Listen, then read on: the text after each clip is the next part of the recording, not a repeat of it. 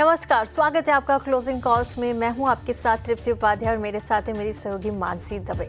और यहां पर अगले 1.5 घंटे हम बाजार पर बात करने वाले हैं, BTST ट्रेड लाएंगे और आपके लिए इन्वेस्टमेंट कॉल्स भी लेकर आएंगे।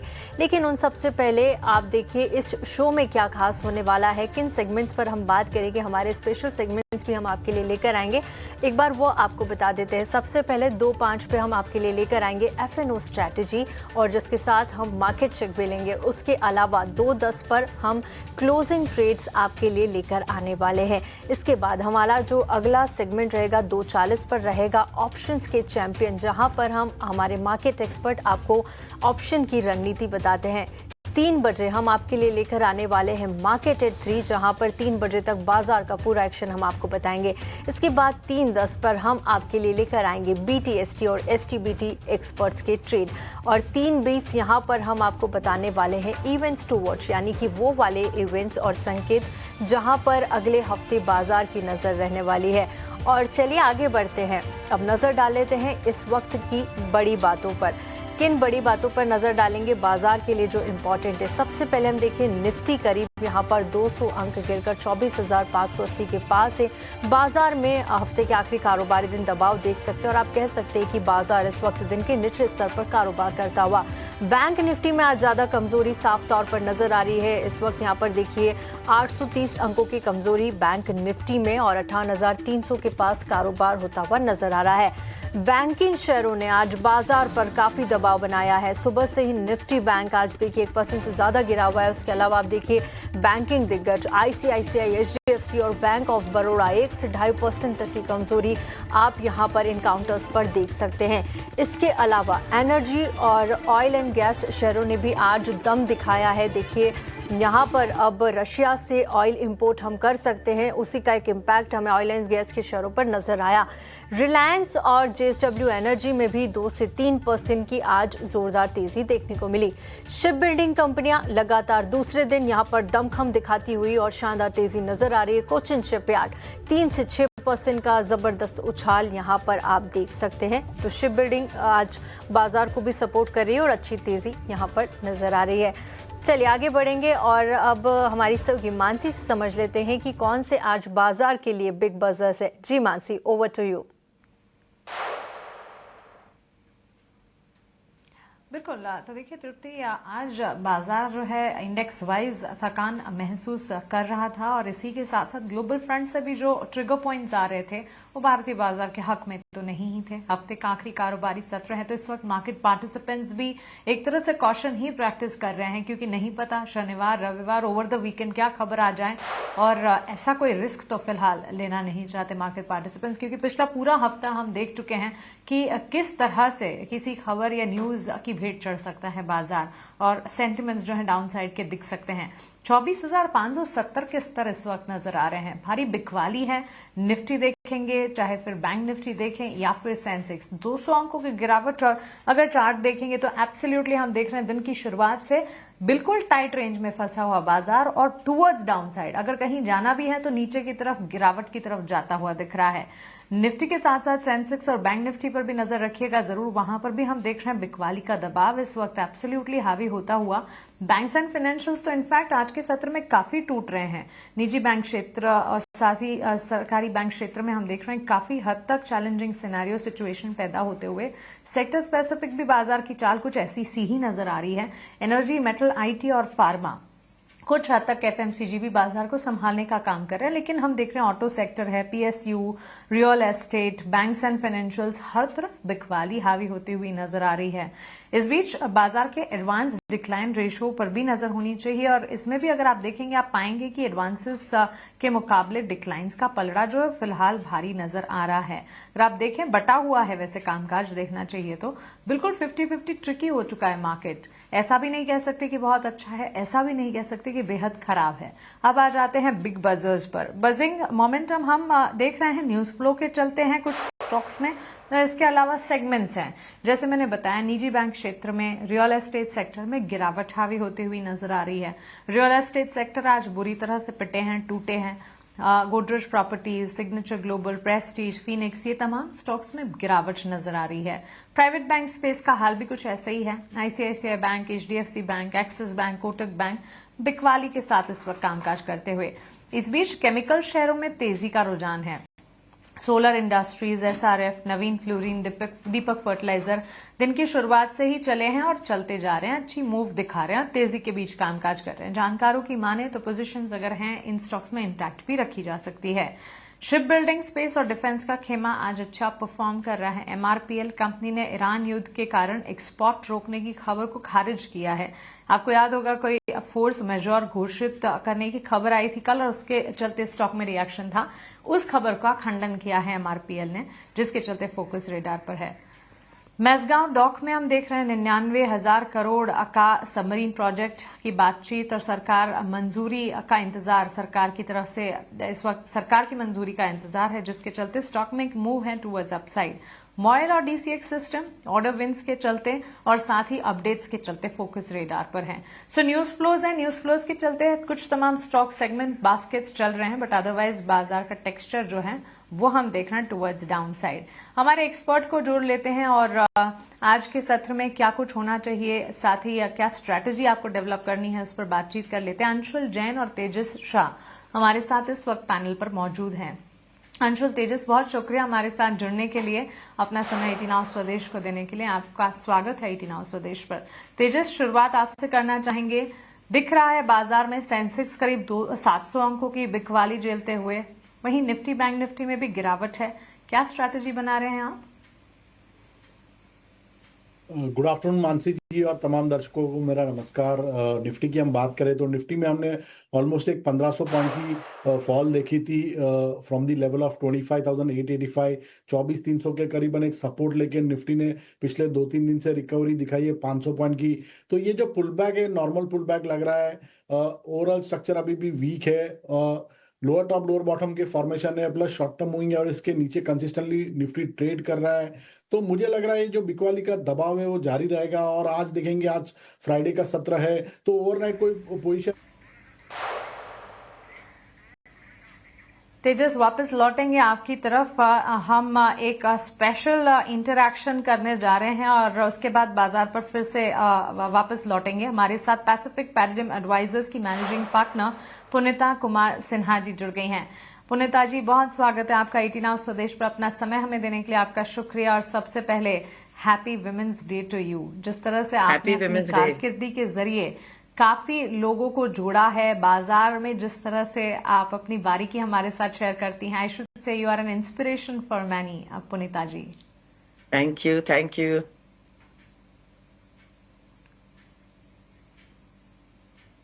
पुनीता मैम, शुरुआत इस वक्त की जो हलचल है, ग्लोबल अनिश्चितताएं हैं, उसी से करना चाहेंगे। हाँ, ये आज की खबर नहीं है, पिछले शनिवार से जो युद्ध की स्थिति हम देख रहे हैं यूएस और ईरान के बीच, इजराइल के बीच, अक्रॉस द ग्लोब परेशानी इस वक्त नजर आ रही है। कच्चे तेल में उबाल देख रहे हैं हम और उसका असर भी रिलेटेड पार्टिसिपेंट्स में, इक्विटी मार्केट्स में काफी हद तक नजर आ रहा है।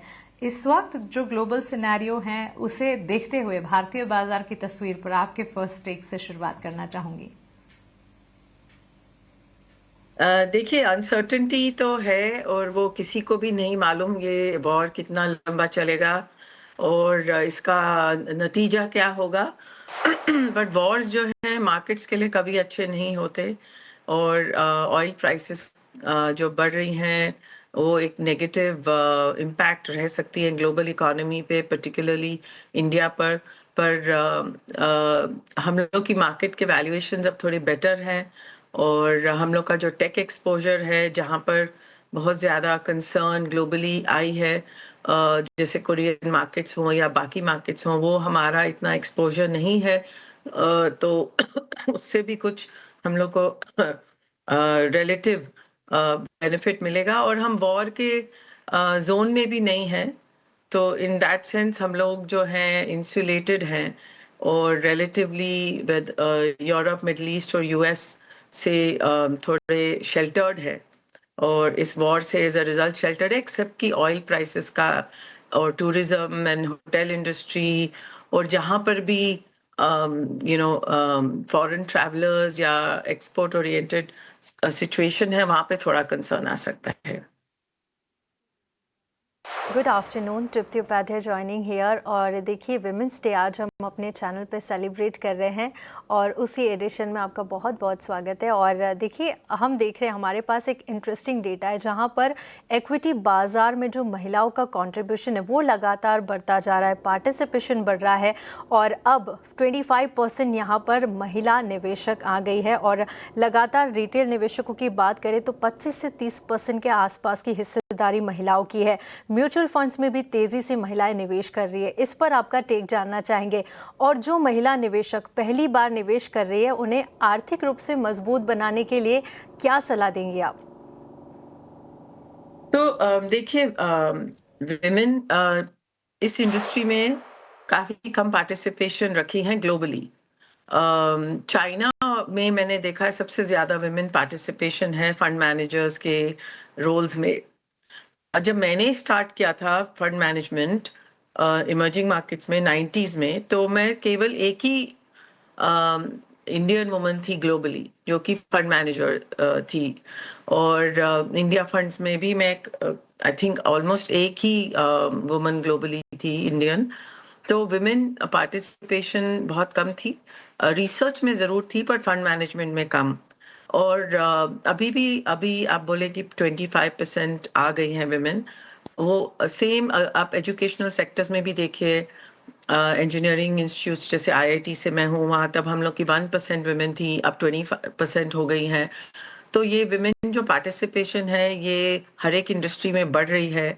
और क्योंकि विमेन वर्क कर रही हैं और एजुकेटेड है, तो उनके पास अपनी वेल्थ भी है, तो ऑब्वियसली वो अपने पैसे को अच्छे से मैनेज भी कर सकती है, क्योंकि उनकी एजुकेशन लेवल्स भी अब कमेंसुरेट है कि जिसमें वो अपने आप आत्मनिर्भर बन के इन्वेस्ट करे। और विमेन जनरली थोड़ा कंजर्वेटिव अप्रोच लेती हैं, इसलिए अग्रेसिव ट्रेडिंग में आपको बहुत कम विमेन मिलेंगी। पर लॉन्ग टर्म इन्वेस्टमेंट्स में और स्टेबल इन्वेस्टमेंट्स के लिए विमेन जो है जनरली वेल सूटेड रहती हैं। और अभी जैसे हमारा सिप का जो एक वो है मैकेनिज्म, वो generally steady long term returns के लिए अच्छा प्रूव हुआ है। तो मैं तो यही बोलूँगी कि जो पहली बार निवेश कर रहा है उसको वो एक मैकेनिज्म जो हमको दिया हुआ है म्यूचुअल फंड इंडस्ट्री ने, उसको यूज करना चाहिए। एब्सोल्युटली। पुनीता मैम, एक आखिरी सवाल आपसे पूछना चाहेंगे। आप कई दशकों से ग्लोबल इन्वेस्टमेंट वर्ल्ड का हिस्सा रही हैं और सफलतापूर्वक इसका हिस्सा बनी हैं आप। क्या आपको लगता है कि महिलाओं का इन्वेस्टमेंट अप्रोच किसी मायने में अलग या ज्यादा डिसिप्लिन्ड है? और हमारे माध्यम से इस वक्त जो आपको महिलाएं सुन रही हैं, भारत की युवा महिलाओं को अगर कोई संदेश आप देना चाहें जो फाइनेंस, इन्वेस्टिंग और लीडरशिप रोल्स में आगे बढ़ना चाहती हैं। नहीं, एक चीज मैंने नोटिस किया, ऑफ कोर्स एजुकेशन पे डिपेंड करता है। अगर हम वुमेन और मेन को सेम एजुकेशन मिलेगी तो हम लोगों का माइंडसेट उनके और मेन और वुमेन में इतना फर्क नहीं रहेगा, इन्वेस्टमेंट अप्रोच भी सिमिलर हो सकती है। पर एक चीज तो है जो मैंने नोटिस की अपने करियर में, विमेन जो है वो ज्यादा डिटेल ओरिएंटेड होती हैं और वो रिसर्च में जैसे काफी डिटेल एनालिसिस में अच्छा काम कर सकती हैं। और जहाँ पर ज़्यादा नेटवर्किंग और कनेक्शंस की ज़रूरत पड़ती है उसमें विमेन थोड़ा इतना उनको एडवांटेज नहीं रहता। तो जहाँ जहाँ पर fact based research based investment है वहाँ पर women equally and if not more competent है। पर जहाँ पर इन्वेस्टमेंट अगर आप कर रहे हैं रिलेशनशिप बेस पे, तो उधर थोड़ा हम लोग को उतना अपॉर्चुनिटी नहीं मिल सकता, बिकॉज हमारे उतने रिलेशनशिप्स मेल प्रमोटर्स के साथ में नहीं होते जैसे कि जो मेल फंड मैनेजर्स बना सकते हैं। एब्सोल्युटली पुनीता मैम, बहुत शुक्रिया आपका हमारे साथ जुड़ने के लिए और इस स्पेशल एडिशन पर विस्तार से हमसे बातचीत करने के लिए। Thank you so much. आप इसी तरह से आगे बढ़ती रहें और कई सारी महिलाओं के लिए प्रेरणा बनी रहें, ऐसी हमारी शुभकामनाएं। Thank you. Thank you so much. Happy women's day. Same to you ma'am. आगे बढ़ेंगे और Tejas, thank you so much for your patience. बाजार पर आप अपनी राय रख रहे थे, बताएं कैसे देख रहे हैं इस वक्त मार्केट को। देखिए मानसी जी, जैसे कि मैंने आपको बताया, निफ्टी में हमने एक 1500 पॉइंट की गिरावट देखी थी फ्रॉम द लेवल ऑफ 25,885। और 2 दिन पहले निफ्टी ने 24,300 पे सपोर्ट लिया था। अगस्त मंथ का जो लो था वो भी सिमिलर लेवल पे था। और उसके बाद हमने एक 500 पॉइंट की रिलीफ रैली देखी है। करंटली ओवरऑल स्ट्रक्चर अभी भी वीक है, और बीइंग अ फ्राइडे टुडे मुझे नहीं लग रहा है कि कोई बड़ी ओवरनाइट पोजीशन लेके जाएगा, क्योंकि जो ये जियोपॉलिटिकल टेंशन है, तो people will be cautious at the current juncture. तो मुझे लग रहा है कि टुवर्ड्स द एंड हल्की सी बिकवाली आ सकती है। ओवरऑल स्ट्रक्चर अभी भी वीक है, लोअर टॉप लोअर बॉटम के फॉर्मेशन है। जब तक निफ्टी ऊपर में 25,000 का स्तर निकालता नहीं है, मुझे लग रहा है sell on rise should be the strategy. और आज देखेंगे तो बैंक निफ्टी में भी काफी अच्छी बिकवाली का दौर हमने देखा है। और बैंक निफ्टी जो इमीडिएट बेसिस पे 57,700 57,800 तक भी जा सकता है। तो यहाँ से भी 500 से 600 पॉइंट की गिरावट आ सकती है बैंक निफ्टी में। और तेजस जी की तरफ से इंडाइसिस पर, लेकिन चलिए वक्त हो गया है क्लोजिंग ट्रेड्स जानने का।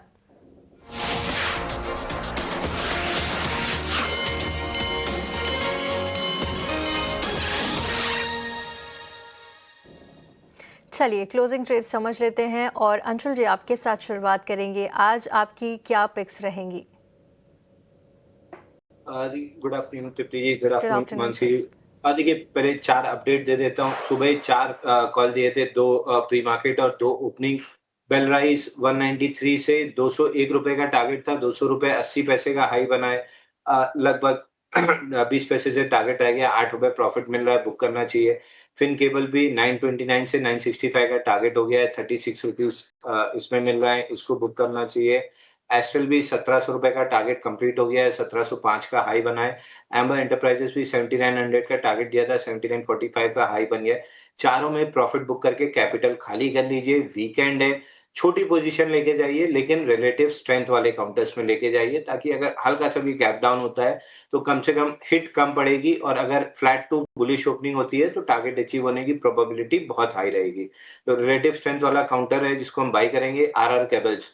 151 डेज का ब्रेकआउट था, पुल बैक कंप्लीट होने के बाद ओपन लो के साथ ब्रेकआउट बनाए। 1545 पे इसको बाई करके जाना है, 1520 का छोटा सा स्टॉप लॉस लगाना है, 1595 का पहला टारगेट रहेगा। और अगर 1595 की जोन में नहीं अटका तो फिर सीधे सीधे 1650 रुपए तक ये काउंटर खिंच जाएगा। बट 1595 फिबोनाची एक्सटेंशन का रेजिस्टेंस है, तो उसको पहले टारगेट की तरह यूज करना चाहिए। अगर वहां पे किसी भी तरह का रेजिस्टेंस नहीं आया, जैसे आज एम्बर एंटरप्राइजेस में 7900 पे नहीं आया, तो फिर ये काउंटर सीधे सीधे 1650 रुपए तक जाएगा। तो एक ही शेयर रहेगा, आरआर केबल्स, रिलेटिव स्ट्रेंथ वाला है, इसको लेके जाना चाहिए। पर आरआर कैबल पर नजर रखें, 1545 के लेवल पे बाय रिकमेंडेशन है। स्टॉप लॉस यहाँ पर 1520 का मेंटेन करना है। 1595 पहला टारगेट रहेगा रेजिस्टेंट के तौर पर। आप देखिए अगर ये ब्रेक हो जाता है तो 1650 तक की रैली भी यहाँ पर आरआर कैबल में आते हुए नजर आएगी। अंशुल, आपको बहुत बहुत शुक्रिया। भी आपकी जो टारगेट्स आपने सुबह दिए थे वो अचीव होते हुए नजर आए। और अब तेजस जी से समझ लेते हैं आज उनकी ट्रेडिंग पिक्स क्या रहेगी। जी बताइए। तो आज की जो मेरी पहली ट्रेडिंग पिक है वो मेटल सेक्टर से है। वेदांता लिमिटेड स्टॉक क्लियरली एक आउट परफॉर्मर रहा है इन द रिसेंट टाइम, और स्टॉक में मुझे लग रहा है ऑलमोस्ट करेक्शन खत्म हो चुका है। आज के सत्र में भी देखेंगे तो 20 दिन की मूविंग एवरेज का सपोर्ट लेके स्टॉक ने रिकवरी दिखाई है। हैमर कैंडलस्टिक पैटर्न भी फॉर्म हुई है, और मेटल एज ए सेक्टर भी अगर देखेंगे तो ये करेक्शन में काफी अच्छा कर रहा है। तो वेदांता में करंट भाव पे डिप में खरीदारी करिए। इसमें आपको स्टॉप लॉस लगाना है 690 का, पहला लक्ष्य रहेगा 760 का, और दूसरा लक्ष्य रहेगा 795 का। और दूसरा जो मैंने स्टॉक चुना है वो है bank of Baroda from the PSU banking space.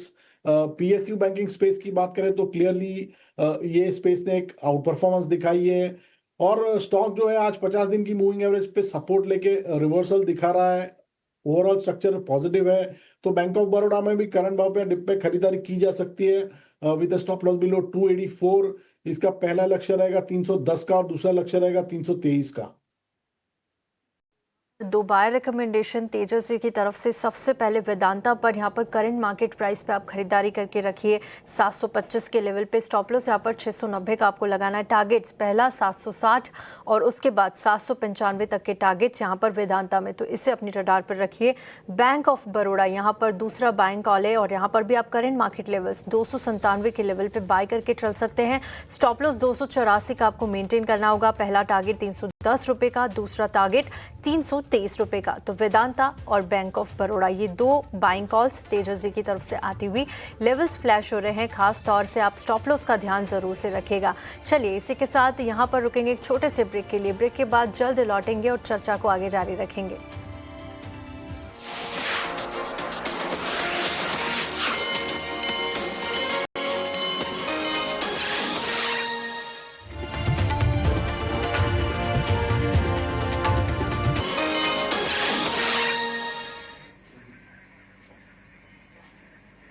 Break के बाद स्वागत है आपका। आप देख रहे हैं क्लोजिंग कॉल और सिटी गैस डिस्ट्रीब्यूशन कंपनियां फोकस रेडार पर। इस कड़ी में गुजरात गैस पर एक खबर आती हुई दिखी है, आपके स्क्रीन पर अभी फ्लैश हो जाएगी ये खबर। गुजरात गैस के स्टॉक प्राइस को एक बार पुल अप करना चाहिए।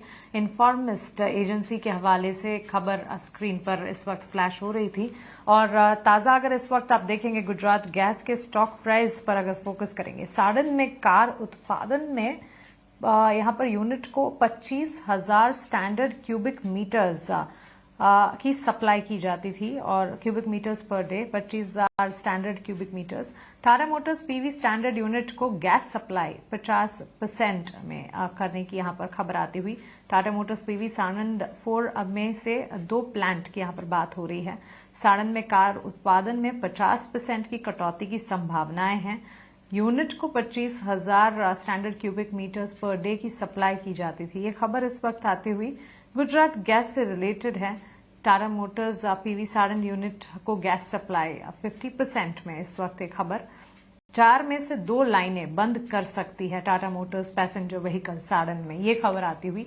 50% की कटौती की संभावना है कार उत्पादन में, जिसके चलते एक इम्पैक्ट आता दिख सकता है। गैस सप्लाई कम करने की यहाँ पर बात हो रही है। एक टेक ले लेते हैं गुजरात गैस में। वैसे तो अगर आप देखें स्टॉक में एक पॉजिटिव मूव था जरूर और इस वक्त खबर का कोई बड़ा असर फिलहाल तो नहीं नजर आ रहा है। अंशुल, क्या आप एक बार एक टेक गुजरात गैस पर दे सकते हैं? इस बीच इस खबर को और ज्यादा समझेंगे और डिकोड करने की कोशिश करते हैं। देखिए, म्यूटेड रिएक्शन था परसों के सेशन में। 652% वॉल्यूम राइज था, लेकिन कल गैप डाउन के बाद लगभग 4% गैप डाउन खुला था। इनसाइड बार थी, आज उसके अंदर भी इनसाइड बार है, तो एकदम म्यूटेड रिएक्शन है। और प्राइस एक्शन पे भी कॉइलिंग है 10, 20, 50 डे मूविंग एवरेज के नीचे है, तो बाइंग का तो कोई सौदा दिख नहीं रहा है। बट जिस हिसाब से इनसाइड बार है, 1-2 दिन वेट करना चाहिए। कोई भी नया ट्रेड बनने में 1-2 दिन का समय लगेगा। कोई भी तरह का रिएक्शन नहीं दिख रहा है, ना कोई ट्रेड दिख रहा है इसमें। ऑलराइट, तो कोई रिएक्शन फिलहाल नहीं है और यही राय फिलहाल हमें मिलती हुई गुजरात गैस में। यूनाइटेड ब्रूवरीज लिमिटेड यूबीएल के स्टॉक को एक बार देखते हैं। तेजस जी, कल भी ये स्टॉक चल रहा था, आज के सत्र में भी 5 से 6% के गेन्स हैं। महज 2 ट्रेडिंग सेशन में ऑलमोस्ट 10% के गेन्स ये स्टॉक ने दिखाए हैं। क्या तेजी जारी रहेगी ऑन अ फ्राइडे सेशन? किन्हीं की एग्जिस्टिंग पोजीशंस हैं, क्या उसे इंटैक्ट रखें या एक बार निकलने के बारे में सोचा जाए? नहीं, बहुत ही बढ़िया चार्ट स्ट्रक्चर है और देखेंगे तो स्टॉक ने ऑलरेडी ब्रेकआउट दे चुका है अबव 1660 के लेवल के ऊपर, और आज 200 दिन की मूविंग एवरेज भी सरपास कर दी है। तो मेरे हिसाब से तो बने रह सकते हैं स्टॉक में। एक ट्रेलिंग स्टॉप लॉस लगा सकते हैं 1690 का, और मुझे लग रहा है आने वाले दिनों में स्टॉक ऊपर में 1800 से लेकर 1820 तक भी जा सकता है। तो बने लेने की सलाह है विद स्टॉप लॉस बिलो 1690।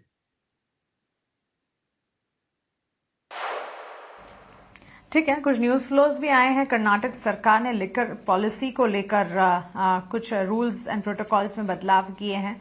इसके चलते भी हो सकते हैं कि स्टॉक में एक रिएक्शन है। बहरहाल निफ्टी एनर्जी स्पेस सेक्टर है जो कि इस वक्त आउट परफॉर्म कर रहा है।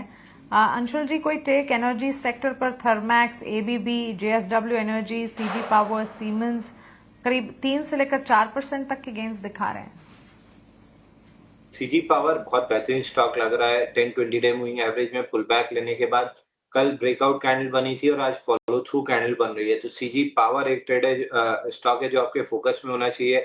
722 एक रेजिस्टेंस, एक गैप था जो फिल हुआ है अभी, तो एक रिएक्शन जरूर मिल सकता है, बट ओवरऑल 3 से 5 दिन का अगर व्यू रख रहे हैं तो स्टॉक में आपको अपसाइड 749 तक की मिल सकती है। तो अभी भी 30 रुपए की अपसाइड की गुंजाइश है, बट 722 अगर ये लेवल पार करता है तो फिर बीटीएसटी ट्रेड लेके जाना चाहिए, क्योंकि 720 722 की जोन में गैप था वो फिल हुआ है। मे बी एक पॉज ले सकता है या हल्का सा पुल बैक भी आ सकता है। 722 निकलने के बाद बीटीएसटी बनेगा, 749 का टारगेट रहेगा। सीजी पावर पर आते हुए अंशुल जी की तरफ से आगे बढ़ेंगे और एक और मेहमान का स्वागत करेंगे। इस वक्त हमारे साथ अविनाश गोरक्षकर जी जुड़ चुके हैं। अविनाश जी, बहुत बहुत स्वागत है आपका ET Now स्वदेश पर क्लोजिंग कॉल्स में। और सबसे पहले आपका एक टेक बाजार पर जानना चाहेंगे। देखिए, आज हफ्ते का आखिरी कारोबारी दिन है और दबाव में यहाँ पर बाजार नज़र आ रहा है। खास तौर पर देखिए, बैंकिंग इंडेक्स से यहाँ पर दबाव मिल रहा है और उसमें भी प्राइवेट बैंक्स के शेयर्स है वो आज ज़्यादा गिरे हुए हैं।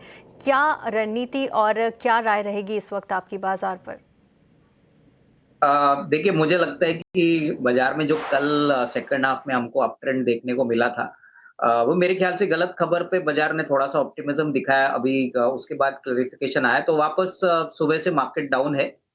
मेरे ख्याल से देखिए, ऐसे माहौल में जब जियोपॉलिटिकल सिचुएशन क्लियर नहीं है, तभी फंडामेंटल्स काम में नहीं आते और आई थिंक ऐसे टाइम पे निवेशकों को ज्यादातर डोमेस्टिक थीम्स में ही पैसा लगाना चाहिए। मुझे लगता है कि अभी भी देखिए मौके हैं, अगर किसी के पास थोड़ा लंबा समय है, एटलीस्ट 8 टू 12 मंथ्स का टाइम फ्रेम है, क्योंकि जो भी वॉर है, मुझे लगता है वॉर ज्यादा से ज्यादा 1 महीना 2 महीना चलेगी। इसके बाद definitely some sort of solution will be found out. अभी तो कहना मुश्किल है कि कितने समय तक वॉर चलेगी, बट अंदाजा है कि अगर मार्च एंड तक वॉर खत्म होती है तो मेरे ख्याल से मार्केट्स में वापस ऑप्टिमिज्म आ सकता है। अभी आप उसको ऑप्टिमिज्म को कैसे प्ले करना चाहते हो वो आपके ऊपर है। मेरे ख्याल से जो सेक्टर्स हमको अभी पसंद है उसमें ऑटोमोबाइल्स है, ऑटो कंपोनेंट्स है, कैपिटल गुड्स है, होटल्स है। मुझे लगता है कि ये डोमेस्टिक फेसिंग सेक्टर्स में अच्छा ग्रोथ आपको क्वार्टर 4 में भी देखने को मिलेगा।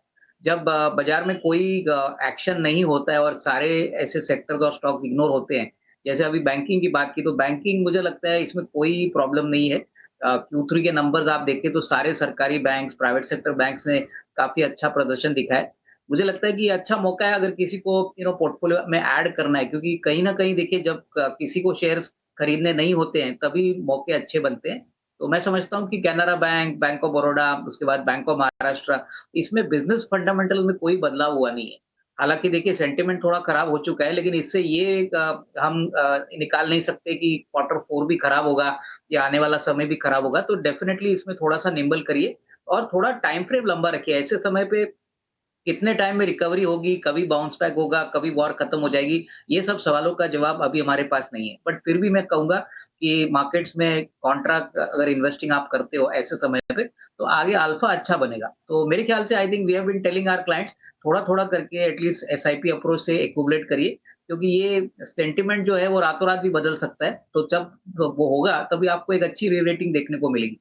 तो I think we are long term buyers but short term में वोलेटिलिटी रहेगी। ठीक है, शॉर्ट टर्म में थोड़ी सी वॉलीटिलिटी रहेगी और काफ़ी सारे सेक्टर्स पर भी बुलिश नज़रिया यहाँ पर दिया है। लॉन्ग टर्म की स्टोरी इंटैक्ट है। आप लंबी अवधि के लिहाज से यहाँ पर निवेश करें तो आपको रिटर्न्स भी वहाँ पर मिलते हुए नजर आएंगे। अविनाश सर, आपने काफ़ी सारे सेक्टर्स का यहाँ पर जिक्र किया, लेकिन देखिए आज जिस सेक्टर में सबसे ज़्यादा बज़ है वो है डिफेंस का खेमा। शानदार तेज़ी नज़र आ रही है और काफ़ी सारा न्यूज़ फ्लो भी है। मज़गांव डॉक की बात करें तो यहाँ पर देखिए 99,000 करोड़ का P-71 सबमरीन प्रोजेक्ट के लिए बातचीत जारी है, जहां पर अब सरकार की मंजूरी का इंतजार है।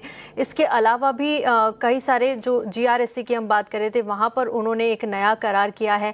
काफ़ी सारा न्यूज़ फ्लो। इसके अलावा जियोपॉलिटिकल टेंशन जो लगातार बना हुआ है उसकी वजह से भी कहीं ना कहीं डिफेंस में तेज़ उछाल देखने को मिल रहा है। इन लेवल्स पर क्या कुछ पसंद आ रहा है आपको डिफेंस के सेक्टर से, और लंबी अवधि के लिए क्या राय होगी आपकी? देखिए नॉर्मली जब वॉर शुरू हो जाती है तभी डिफेंस का बिजनेस शुरू हो जाता है और ये कहना गलत है, बट अल्टीमेटली ये एक बिजनेस है। तो आज मज़गांव डॉक का एक बड़ा एग्रीमेंट होने वाला है। आई थिंक 99,000 का करोड़ का बिड है, जो कंपनी ने कहा है कि बहुत जल्द वो फाइनलाइज करेगी। गार्डन रीच ने कल्याणी ग्रुप के साथ एक करार किया है। तो कहीं ना कहीं देखिए डेवलपमेंट्स होती रहेंगी। गवर्नमेंट भी इंडियन डिफेंस कंपनीज को प्रमोट कर रहा है। आप देखेंगे तो जो प्रोडक्शन पहले हम बाहर से इंपोर्ट करते थे वो अभी इंडिया में बनता है, और बहुत सारे ऐसे आइटम्स हैं जो इंडिया में आगे भी बनेंगे। तो मेरे ख्याल से देखिए डिफेंस एक मल्टी ईयर स्टोरी है। इसमें क्वार्टर ऑन क्वार्टर ग्रोथ या न्यूज ड्रिवन अप्रोच इन्वेस्टर्स को यूज नहीं करना चाहिए, क्योंकि सारी कंपनी जो आपने कही, मजगांव डॉक की बात करें, कोचिन शिपयार्ड है, गार्डन रीच है, ऑलमोस्ट 2 या 2.5 साल की ऑर्डर बुक पे बैठी है। तो इनके पास काम की कमी नहीं है। एग्जीक्यूशन का सबसे बड़ा पैरामीटर मार्केट देखेगी। और मुझे जो स्टॉक्स पसंद है उसमें बीईएल है, उसके बाद आपका एचएएल है, भारत डायनेमिक्स है। देखिए ऐसे कंपनीज में आपको एसआईपी अप्रोच से पैसा लगाना है, क्योंकि ये ऑलरेडी काफी भाग चुकी है। अभी अगर आप इनके वैल्यूएशंस देखेंगे तो फेयर टू एक्सपेंसिव ही लगेंगे, लेकिन अगले 1.5-2 साल की बात करें तो जिस प्रकार से बिजनेस आने वाला है, इसमें कोई डाउट नहीं कि रिस्क रिवॉर्ड अच्छा बनेगा। बट आरओआई आपका तब बनेगा जब आप प्रॉपरली एसआईपी अप्रोच से थोड़ा थोड़ा करके खरीदोगे, क्योंकि clearly at these levels near term में कोई अल्फा बनेगा नहीं। शॉर्ट टर्म में ये न्यूज ड्रिवन स्टॉक्स है। बट अगले 1.5-2 साल का अगर किसी को पोर्टफोलियो बनाना है तो मैं समझता हूँ कि बजाज, सॉरी, भारत इलेक्ट्रॉनिक्स है, भारत डायनेमिक्स है, एचएल और भारत इलेक्ट्रॉनिक्स हमारे पसंदीदा पिक्स है। तो यहाँ पे थोड़ा निवेश करिए, बट इमीडिएट रिवॉर्ड एक्सपेक्ट मत करिए। इसके लिए थोड़ा समय आपको इन्वेस्टेड रहना पड़ेगा।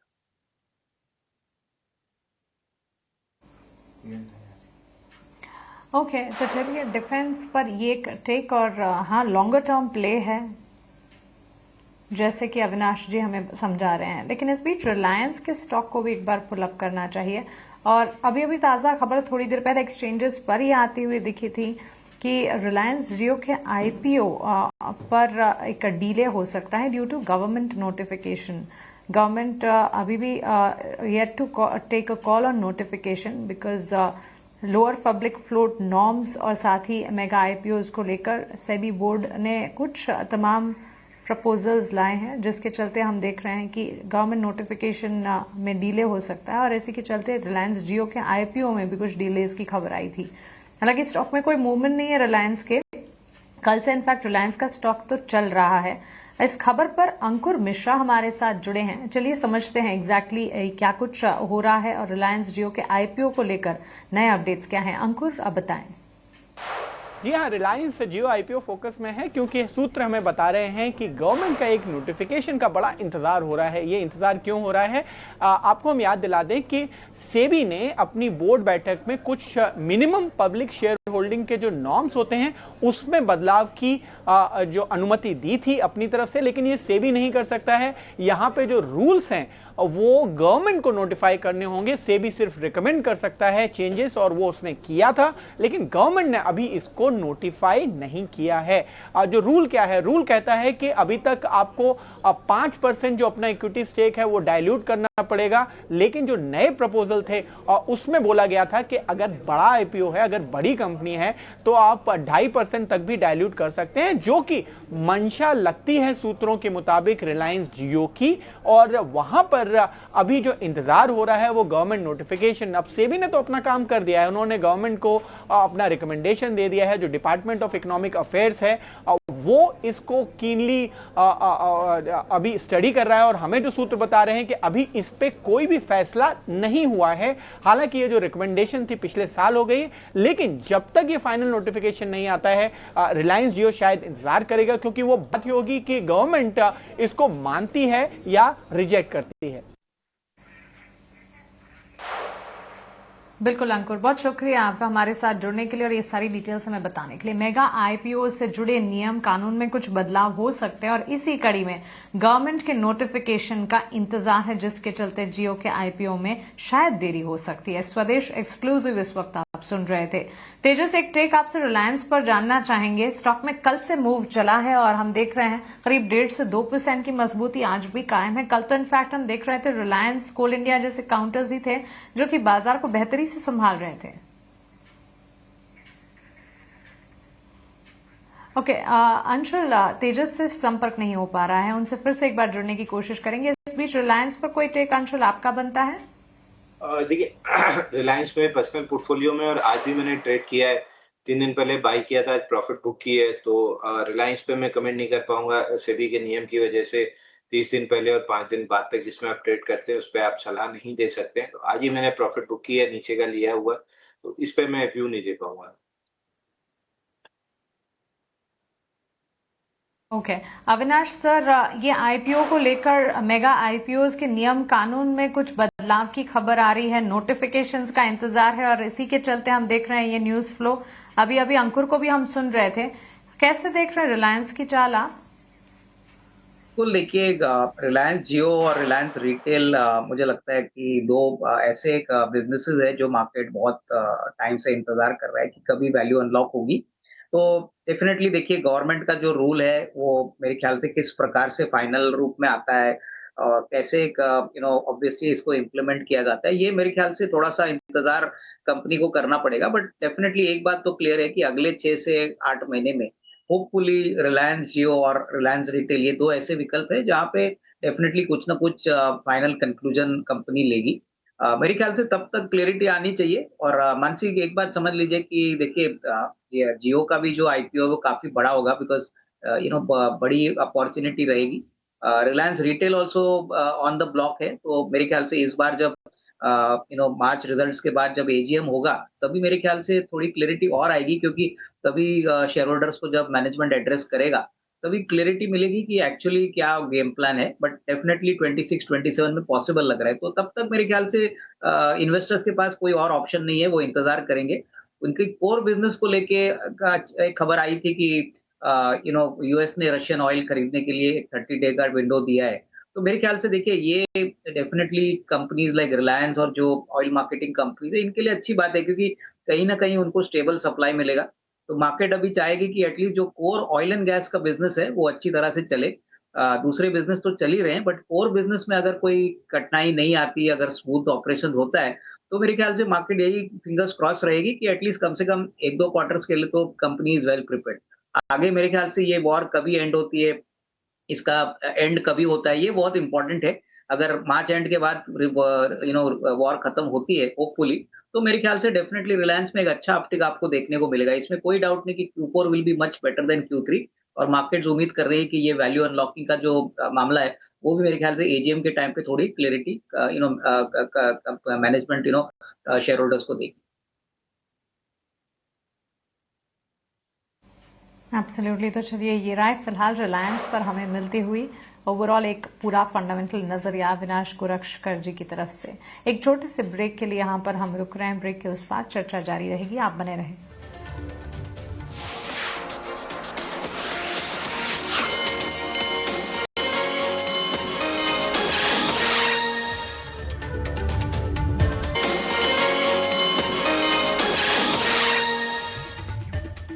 ब्रेक के बाद फिर से एक बार आपका स्वागत है। आप देख रहे हैं क्लोजिंग कॉल्स और एक सेक्टर पर नजर डालते हैं जहां पर काफी एक्शन आज के सत्र में नजर आया है और वो है अल्को बेवरेज इंडस्ट्री। याद रखें कर्नाटका गवर्नमेंट का बजट आया और वहां से बड़ी पॉजिटिव खबर निकल कर आई, जिसके चलते कुछ स्टॉक्स की बात करेंगे और वो स्टॉक्स आपके स्क्रीन पर हम लेकर आना चाहेंगे। रैडिको खैतान करीब 5 से 6% की तेजी के साथ अभी कारोबार करता हुआ। यूनाइटेड स्पिरिट्स, यूनाइटेड ब्रूअरीज जैसे सभी स्टॉक्स आपके स्क्रीन पर, वरुण बेवरेजेस नहीं, यूनाइटेड ब्रूअरीज की हम बात कर रहे हैं। यूनाइटेड स्पिरिट्स, रैडिको खैतान जैसे सभी स्टॉक्स 5 से 8% की तेजी के साथ कारोबार कर रहे हैं। और कर्नाटका गवर्नमेंट के बजट में बड़ा डिसीजन आया जहां पर उन्होंने कहा कि लिकर प्राइसेस जो अब तक स्टेट गवर्नमेंट डिसाइड करती थी वो अब डीरेगुलेट किए जाएंगे, यानी जो मार्केट पार्टिसिपेंट्स है, जो प्लेयर्स है, वो अपने प्राइसेस खुद डिटरमाइन कर पाएंगे। तो बड़ी खबर निकल कर आई है पूरे इंडस्ट्री के लिए। याद रखें कर्नाटका एक बड़ा मार्केट है लिकर कंजम्पशन के लिए, और इंडियन मेड फॉरेन लिकर के पूरा कंजम्पशन को देखें तो करीब 15% कर्नाटका मार्केट से आता है। तो कर्नाटका एज अ मार्केट काफ़ी बड़ा है और इसी मार्केट से ये रेगुलेशन निकल कर आया जहां पर गवर्नमेंट अब प्राइसेस फिक्स नहीं करेगी और मार्केट कंपटीशन और मार्केट प्राइसिंग के बेसिस पर इंडस्ट्री प्लेयर्स अब डिसाइड कर पाएंगे प्राइसेस। इसी के साथ उन्होंने कुछ लाइसेंसिंग में भी चेंजेस किए हैं, जहां पर उन्होंने कहा कि मैन्युफैक्चरिंग लाइसेंस ऑटो रिन्यू हो जाएगा, मैनुअल एप्लीकेशन देने की ज़रूरत नहीं पड़ेगी और कर्नाटका इंडस्ट्री, टूरिज्म इंडस्ट्री भी डेवलप करना चाहता है। 24 घंटे डिस्टिलरीज और ब्रूअरीज अब चालू रह पाएंगे और इसी के साथ एल्को बियर टूरिज्म पर फोकस रहेगा कर्नाटका गवर्नमेंट का। तो बड़ी खबर निकल कर आई, यूनाइटेड ब्रूअरीज आपके स्क्रीन पर करीब 12 बजे ये खबर आई। उसके बाद 6.5% की तेजी के साथ यूनाइटेड ब्रूअरीज अभी कारोबार करता हुआ।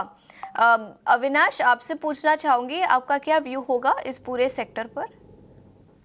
नहीं, मेरे ख्याल से डेफिनेटली पॉजिटिव खबर है। देखिए, फ्री मार्केट प्राइसिंग आएगा तो ऑब्वियसली कंपनीज बेनिफिट करेंगी। और पहले तो रेगुलेटेड इंडस्ट्री हुआ करती थी। अगर लाइसेंसेस भी रिन्यूएबल के टाइम पे प्रॉब्लम नहीं होगा, प्लस मेरे ख्याल से अगर प्रोडक्ट के प्राइसिंग के ऊपर भी कोई रिस्ट्रिक्शन नहीं है, तो उसका मतलब फ्री मार्केट होने के बाद जिस कंपनी की प्रोडक्ट क्वालिटी सबसे बेहतर रहेगी, वो अपना प्रीमियम चार्ज कर पाएगी। तो आई थिंक ये देखना पड़ेगा कैसे एग्जीक्यूशन होता है, कैसे रोल आउट होता है, क्योंकि देखिए ये अभी रेगुलेशन आया है। इसका एग्जीक्यूशन इंपॉर्टेंट है, क्योंकि आने वाले क्वार्टर्स में मार्केट और एनालिस्ट एक्सपेक्ट करेंगे कि इसका इम्पैक्ट रेवेन्यू पे कितना आया है, मार्जिन्स पे कितना है। तो डेफिनेटली जो बड़े प्लेयर्स हैं जैसे United spirits, United breweries, Tilak Nagar, ये काफी बड़े प्लेयर है कर्नाटका मार्केट में। और अगर ये कर्नाटका मॉडल सक्सेसफुल होता है, तो मार्केट ये भी चाहेगी कि दूसरे स्टेट्स में भी इसका इम्प्लीमेंटेशन हो, क्योंकि लिकर एक स्टेट लेवल सब्जेक्ट है। तो मैं कहूंगा कि डेफिनेटली एक पॉजिटिव मूव है। आई थिंक इसका असर शेयर के प्राइसेस में तो अभी अब दिख रहा है, बट कैसे नंबर्स में आएगा ये मेरे ख्याल से शायद आपको 1-2 क्वार्टर्स वेट करना पड़े, और उसके बाद ही मार्केट में एक थोड़ा-सा कंफर्ट आएगा कि एक्चुअल इम्प्लीमेंटेशन इसका कैसे हुआ है और how has the customers taken it. क्योंकि ultimately affordable pricing, premium pricing तब चलेगा जब प्रोडक्ट क्वालिटी एक्सेप्टेबल होगी। ठीक है, तो बड़ी खबर, पॉजिटिव खबर है, और इसी के चलते सभी स्टॉक्स अच्छी खासी तेजी के साथ कारोबार करते हुए। फंडामेंटल नजरिया तो हमने लिया, लेकिन हमारे मेहमानों से टेक्निकल नजरिया भी लेंगे। इस बीच रचित खंडेलवाल भी हमारे साथ जुड़ चुके हैं। मैं आपसे क्लोजिंग कॉल्स तो जरूर लूंगी रचित, लेकिन उसके पहले टेक्निकल व्यू। इंट्राडे में एक अच्छी खासी तेजी यूनाइटेड ब्रूअरीज, यूनाइटेड स्पिरिट्स और रैडिको खैतान, तिलक नगर इंडस्ट्रीज, इनमें से कोई स्टॉक जहां पर आपका नजरिया पॉजिटिव होगा? देखिए, सबसे पहले आपको और मेरे फेलो पैनल्स को good evening. And before we start एक डिस्क्लोजर दे देता हूँ, डिस्क्लेमर दे देता हूँ। जितने भी स्टॉक्स हम आपके चैनल पे डिस्कस करने वाले हैं, उसमें मेरी पर्सनल पोजीशन है, मेरी फैमिली पोजीशन, क्लाइंट पोजीशन हो सकती है।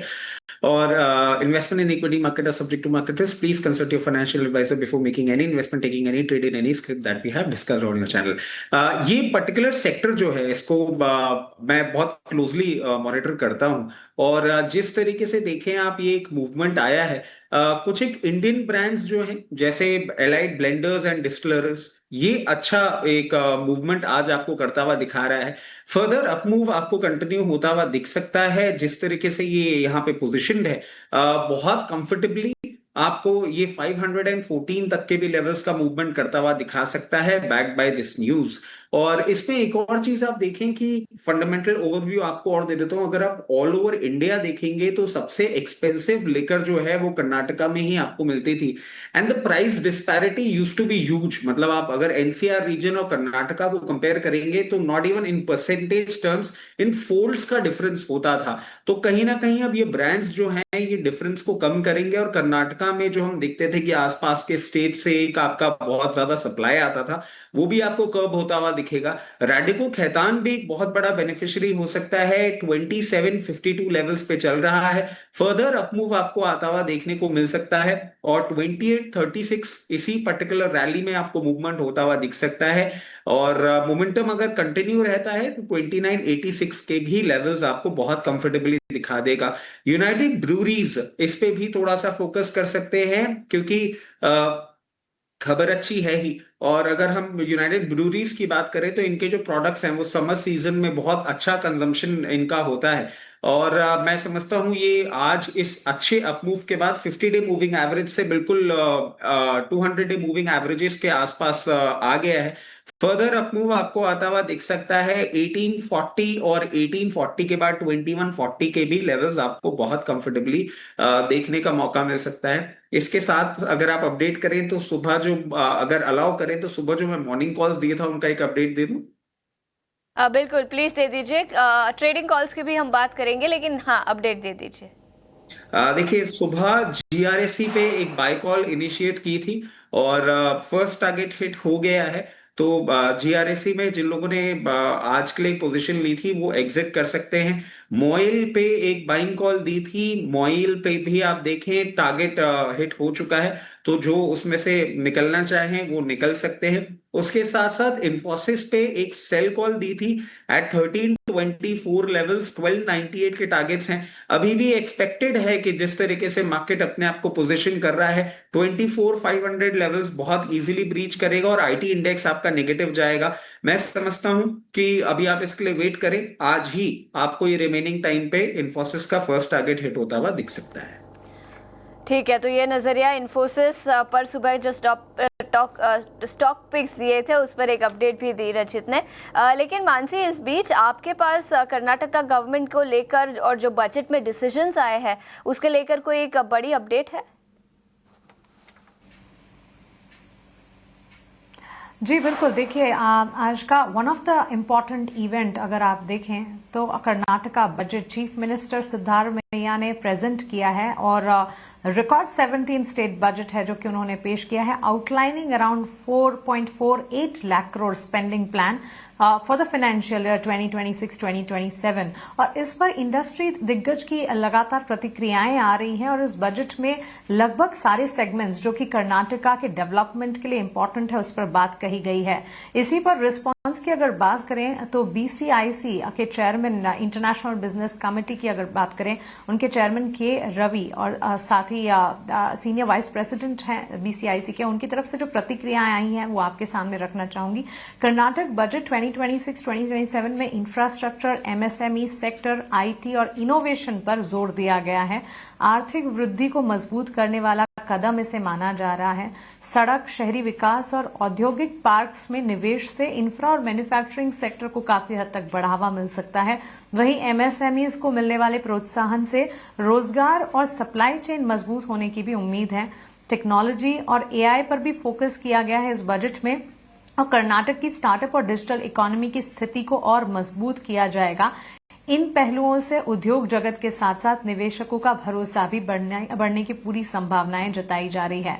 Rachit, taking it right from here and connecting it to the market, अगर आप देखें यहाँ पर एमएसएमई सपोर्ट की बात हुई, आईटी पुश की और एआई इनोवेशन पुश की बात हुई, वहीं टूरिज्म और हॉस्पिटैलिटी को लेकर भी कई सारे फैसले लिए गए हैं। कनेक्टिंग प्लेस हैं, टूरिज्म, हॉस्पिटैलिटी की बात, आईटी, एआई पुश और ओवरऑल मार्केट सेंटिमेंट में इंफ्रास्ट्रक्चर, बिजनेस एनवायरनमेंट, टेक्नोलॉजी और एमएसएमई ग्रोथ की बात हो रही है। कैसे कनेक्ट किया जाए इसे और इससे इन रिलेटेड स्पेसेस पर क्या कोई इम्पैक्ट पड़ता दिखेगा? काफी जोर शोर से इस वक्त एआई ट्रांसफॉर्मेशन की बात हो रही है। मानसी मैम, मतलब वाइल आपसे क्वेश्चन किया जा रहा था तो देन आई रियलाइज्ड कि अब तो आप जिस तरीके से प्लेस्ड है, आप एक्चुअल चैनल चेक दे सकते हैं पूरा का पूरा बैंगलोर में अभी क्या सिचुएशन चल रही है। And very frankly this was a long overdue. आप देखिए जिस तरीके का पूरा इंफ्रास्ट्रक्चर था बैंगलोर साइड का और कर्नाटका का, ये एक बहुत पॉजिटिव मूव है जो अभी अनाउंस हुआ है। और आईटी इंडस्ट्री के लिए ये भी, क्योंकि प्रैक्टिकली अगर हम देखें तो हब वहीं से पूरा का पूरा एक निकल के आया है, पॉजिटिव मूव तो है। बट क्या ये डायरेक्टली अभी आपके मार्केट्स में रिफ्लेक्ट होगा? नहीं। I would put it like this कि अभी जो भी इन्होंने अनाउंस किया है उसका इम्प्लीमेंटेशन कैसे होता है वो एक बार देखने वाली बात हो जाती है, और उसके साथ साथ वो इम्प्लीमेंटेशन के जो डेरिवेशंस होंगे उसको हम आगे एनालाइज करेंगे। बट इस पे एकदम से कोई चेंज आएगा मार्केट मोमेंटम में या आईटी सेक्टर में, it is too difficult to say. Let them first make it come in play, उसके बाद ही हम देखते हैं कि किस तरीके से सिचुएशन बनती है। Absolutely Rachit, thanks for that take and insight. On that note एक छोटे से ब्रेक के लिए हम रुक रहे हैं, ब्रेक के उस पार चर्चा जारी रहेगी।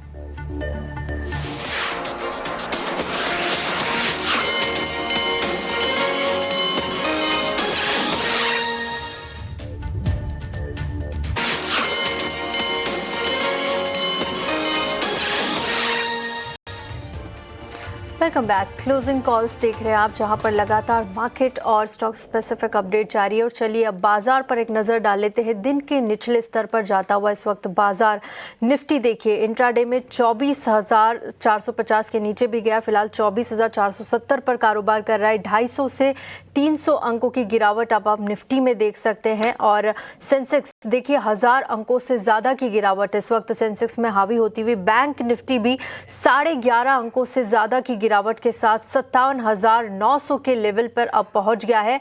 और बाजार में देखिए हफ्ते के आखिरी कारोबारी दिन गिरावट गहराती हुई नजर आ रही है।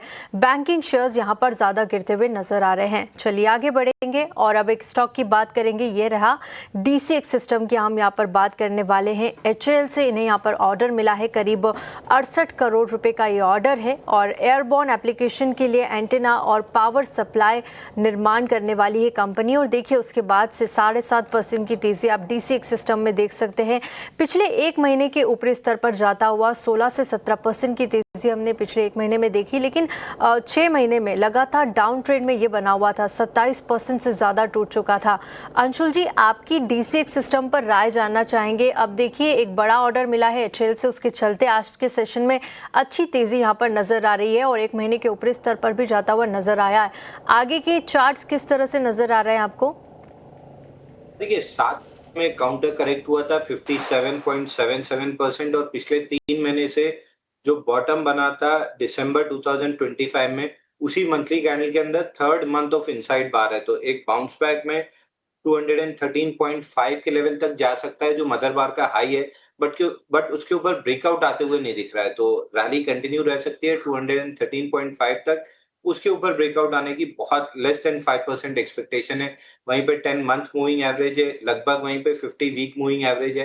तो उसके ऊपर जाते हुए नहीं दिख रहा है, बट 213.5 ये लेवल आराम से टेस्ट हो सकता है। ठीक है, तो ये नजरिया DCX सिस्टम्स पर 7.5% की तेजी के साथ स्टॉक कारोबार करता हुआ। लेकिन इस बीच टिकर पर कुछ इंपॉर्टेंट लाइंस उस पर भी नजर डाल लेते हैं। एनर्जी रिक्वायरमेंट को लेकर काफी इंपॉर्टेंट कमेंट्री निकल कर आई है, जहां पर रशिया ने कहा है कि इंडिया और चाइना के साथ एनर्जी ट्रेड रशिया का कंटिन्यू होगा। इसी के साथ रशियन एनर्जी के डिमांड में बढ़ोतरी दिखेगी। ईरान में वॉर बढ़ी है उसके चलते। इसी के साथ उन्होंने कहा कि रशिया एक बड़ा सप्लायर रहा है और रिलायबल सप्लायर रहा है ऑयल और गैस का, कच्चे तेल और गैस का, और डिलीवरीज गारंटीड करेगा रशिया। ये तो काफ़ी इंपॉर्टेंट कमेंट्री है। और याद रखें पिछले कुछ दिनों में स्ट्रेट ऑफ हॉर्मुज के ब्लॉकेज के चलते ऑयल सप्लाईज को लेकर कंसर्न्स है ग्लोबल मार्केट में। ऐसे टाइम पर रशिया ने काफ़ी इंपॉर्टेंट कमेंट्री दी है कि हमारे साथ अगर आप ट्रेड करेंगे तो आपकी डिलीवरीज ज़रूर पहुँचेंगे। एक रिलायबल सप्लायर रहा है रशिया ऑयल का। और इसी के चलते इंडिया और चाइना के जो रशिया के साथ ऑयल एनर्जी रिक्वायरमेंट्स को लेकर रिलेशन है वो अभी भी कंटिन्यू होते हुए नजर आएंगे। तो काफ़ी इंपॉर्टेंट कमेंट्री। और याद रखिए केवल आज सुबह US प्रेसिडेंट डोनाल्ड ट्रंप की कमेंट्री आई थी, जहां पर उन्होंने कहा कि 30 दिन का रिलैक्सेशन दिया है और इंडिया रशिया से ऑयल परचेजेस जब तक ये वॉर सिचुएशन कंटिन्यू होती है और अगले 30 दिनों तक इंडिया रशिया से ऑयल परचेज कर पाएगा। तो इस बैकड्रॉप में काफ़ी इंपॉर्टेंट कमेंट्री यहाँ पर रशिया से निकल कर आई है। लेकिन इस बीच मैंगनीज ओर के प्राइसेस बढ़े हैं, जिसके चलते दो स्टॉक्स में आज काफ़ी एक्शन दिखा है। एक है NMDC और दूसरा है मोइल। याद रखें दोनों ही स्टॉक्स में आज के सत्र में बाजार में गिरावट है, उसके बावजूद अच्छा एक्शन नजर आया है। दोनों ही स्टॉक्स आपके स्क्रीन पर। मोइल ने अपने प्राइसेस बढ़ाए हैं 2% तक और NMDC ने भी करीब 2 से 3% के प्राइस इंक्रीजेस लिए हैं, जिसके चलते दोनों स्टॉक्स 1.5 से 2.5% की तेजी के साथ कारोबार करते हुए। अंशुल, क्या राय होगी आपकी इन दोनों ही मैंगनीज और कंपनीज पर, मोइल और NMDC? देखिए मोइल में 5 हफ्ते में 25% का करेक्शन है, तो एक dead cat bounce towards 10 day moving average आज आया है, बहुत ज्यादा एक्सटेंड होते हुए नहीं दिख रहा है। उसके सामने NMDC क्लियर रिलेटिव स्ट्रेंथ वाला काउंटर है, बड़े पैटर्न का ब्रेकआउट आया था 54 वीक्स के कप एंडल पैटर्न का। उसके बाद से 10 वीक्स ऑफ कंसोलिडेशन बना के बेस ऑन बेस पैटर्न बन रहा है और करंट वीक में 10 और 20 वीक मूविंग एवरेज कैचअप करने के बाद ऑलमोस्ट एक ब्रेकआउट कैंडल बना रहा है। तो अगले 3 से 6 महीने का अगर आपका नजरिया है तो एनएमडीसी को लॉन्ग करके रखना चाहिए। ऊपर में 95 से 100 तक के टारगेट मिल सकते हैं, और अगर 1 से 2 हफ्ते का नजरिया है तो 86 तक का टारगेट आपको मिल सकता है।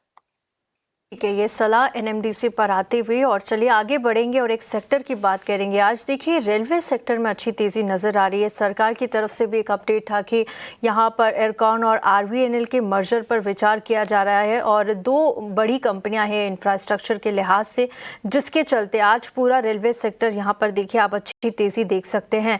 अविनाश सर, आपकी रेलवे सेक्टर पर स्पेसिफिकली क्या राय होगी? यहाँ से क्या कोई शेयर आपको पसंद आ रहा है? क्योंकि काफ़ी शेयर्स में हमने देखा था डाउन ट्रेंड लगातार रेलवे स्टॉक्स में देखने को मिला था। आने वाले दिनों में क्या कुछ पसंद आ रहा है आपको? नहीं, मेरे ख्याल से देखिए रेलवे बजट में भी इस बार जो कैपिटल एक्सपेंडिचर है वो गवर्नमेंट ने लगातार इंक्रीज किया है, और इसमें मैं समझता हूँ कि जो वैगन वाली कंपनियां हैं जैसे कि जुपिटर वैगन है, टिटागर वैगन है, हालांकि Q3 नंबर्स थोड़े से नरम थे, बट इनकी ऑर्डर बुक कम से कम अगले 1.5-2 साल के लिए इंटैक्ट है, और ये एक बहुत ही कॉन्सेंट्रेटेड मार्केट है। Not many companies are into wagons, तो मेरे ख्याल से जुपिटर वैगन्स कहिए या टिटागर वैगन कहिए, तो यहाँ पे डेफिनेटली अगर किसी को लंबी अवधि के लिए निवेश करना है, क्योंकि मुझे लगता है कि अगले साल होपफुली फ्रेश वैगन्स का कॉन्ट्रैक्ट का गवर्नमेंट अनाउंस करेगी। पिछले 2 साल से अनाउंस नहीं हुआ है। तो ये बिजनेस ऐसा है कि जहाँ पे कैपिटल एक्सपेंडिचर बहुत ज्यादा करना पड़ता है और बहुत कम प्लेयर्स है, तो उसका बेनिफिट टिटागर और जुपिटर वैगन्स को जरूर मिलेगा। ओवरऑल रेलवे इलेक्ट्रिफिकेशन की बात करें तो मैं समझता हूँ कि जो रेलवे इंफ्रास्ट्रक्चर प्रोजेक्ट्स है वहाँ पे RBNL also can be a good bet. But ये सारे स्टॉक्स निवेशक अगर खरीदता है तो टाइम फ्रेम थोड़ा मीडियम टर्म रखिए, क्योंकि देखिए ये ऑलरेडी स्टॉक्स काफी भाग चुके हैं। अभी तो ये सारे कंपाउंडर स्टॉक्स क्लियरली है, क्योंकि पहले तो इसमें अंडर रिसर्च था, अंडर कवरेज भी था, तो लोगों को पता नहीं था क्या पोटेंशियल है, बट अभी ये काफी वेल रिसर्च भी है। तो उस पॉइंट ऑफ व्यू से अगर नजरिया आपका 12-15 महीना है तो ही आप यहाँ पे पैसा लगाइए, क्योंकि शॉर्ट टर्म में मुझे नहीं लगता कोई बड़ी अपसाइड आएगी। थोड़ा बहुत न्यूज ड्रिवन हो सकता है, बट रियल अल्फा और रियल कैपिटल एप्रिसिएशन के लिए आपको कम से कम यहाँ पे साल सवा साल इन्वेस्टेड रहना पड़ेगा। लॉन्ग टर्म का नजरिया हो तो शायद आप निवेश कर पाए, ये नजरिया आता हुआ इन रेलवे काउंटर्स पर।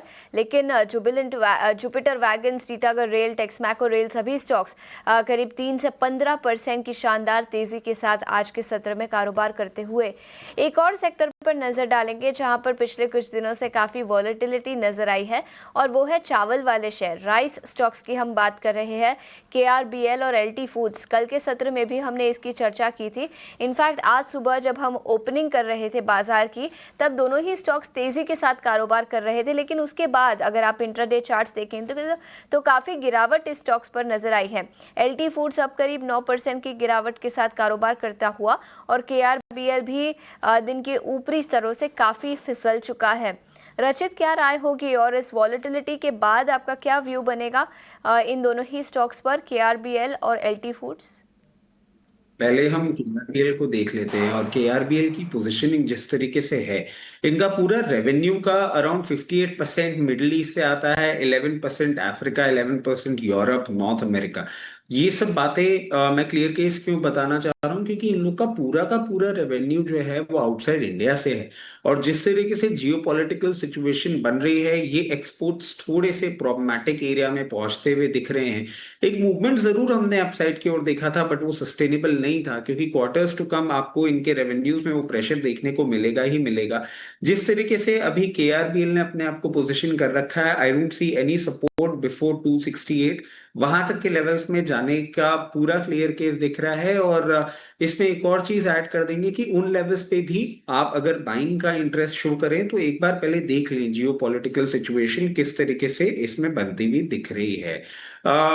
टू द कॉन्ट्रेरी थोड़ा सा LT फूड्स बेटर पोजीशन पे है, क्योंकि इंडिया रेवेन्यू अराउंड 34% है, नॉर्थ अमेरिका और यूके रिमेनिंग वहां से है, बट इतना पेन पॉइंट उसमें नहीं दिख रहा है, बिकॉज इंडिया से एक डिसेंट रेवेन्यू आता है। बट डाउनफॉल डेफिनेटली आपको इसमें भी देखने को मिलेगा। जिस तरीके से अभी ये पोजीशनड है, आने वाले दिनों में आपको ये भी हो सकता है 370 368 लेवल्स पे मिले। वहां पे अगर आप चाहें तो थोड़ा थोड़ा करके स्टैगर्ड मैनर में पोजीशन बनाइएगा, बट अभी इन दोनों का डाउन ट्रेंड डेफिनेटली आपको और बढ़ता हुआ ही दिखेगा। तो ये नजरिया एलटी फूड्स पिछले कुछ दिनों में गिरावट दिखी है और ये गिरावट शायद बढ़ती हुई नजर आ सकती है। ये टेक्निकल नजरिया रचित ने हमारे सामने रखा। लेकिन इस बीच हमारे साथ राजेश पालविया जी भी जुड़ चुके हैं। Rajesh ji, good afternoon. ईटीना स्वदेश पर समय निकाल कर जुड़ने के लिए बहुत बहुत शुक्रिया। सबसे पहले आपके क्लोजिंग कॉल्स दे दीजिए, कोई स्टॉक स्पेसिफिक आइडियाज हमारे दर्शकों के लिए। या गुड आफ्टरनून। सो देखिए, मार्केट में एक इंटेंस सप्लाई प्रेशर आज वापस देखने को मिला और जिस तरीके से निफ्टी ने वापस 24,500 के नीचे अब ब्रेकडाउन दिया है, तो हमें लगता है वीकली बेसिस पे तो निफ्टी में एक वापस से जो गिरावट बनी, तो वीकली कैंडल तो अब यहाँ पे बियरिश साइड पे बनते हुए दिख रही है और एक काफ़ी क्रूशियल लेवल के आसपास निफ्टी अब ट्रेड कर रहा है। हमें लगता है जिस तरीके के जियोपॉलिटिकल टेंशन है, यहाँ पे अभी भी दबाव रहेगा निफ्टी में। जो भी पुल बैक बनेंगे, जब तक हम 24,650 24,700 के ऊपर क्रॉस नहीं होंगे, छोटे मोटे पुल बैक में वापस सप्लाई रहेगा। अब स्टॉक स्पेसिफिक शॉर्ट साइड के ही आइडिया अभी पसंद आ रहे हैं। पहला स्टॉक जो शॉर्ट करने की सलाह है वो मुथूट फाइनेंस पे, गोल्ड फाइनेंस कंपनी। अगर हम देखें तो ये स्टॉक में एक वीकली चार्ट पे अप स्लोपिंग ट्रेंड लाइन का क्लियर ब्रेकडाउन आते हुए दिखा और ये सेकंड कंसेक्यूटिव वीक है जहां पे स्टॉक ने उस ब्रेकडाउन के बाद अब फॉलो अप सप्लाई प्रेशर देखने को मिला। स्टॉक अपने near term short term moving averages के नीचे फिसल चुका है। तो मुथूट फाइनेंस फ्यूचर पे शॉर्ट करने की सलाह, on the down side target expect कर रहे हैं करीब 3180 3170 की तरफ। स्टॉप लॉस रखेंगे शॉर्ट करने का करीब 3270 के आसपास।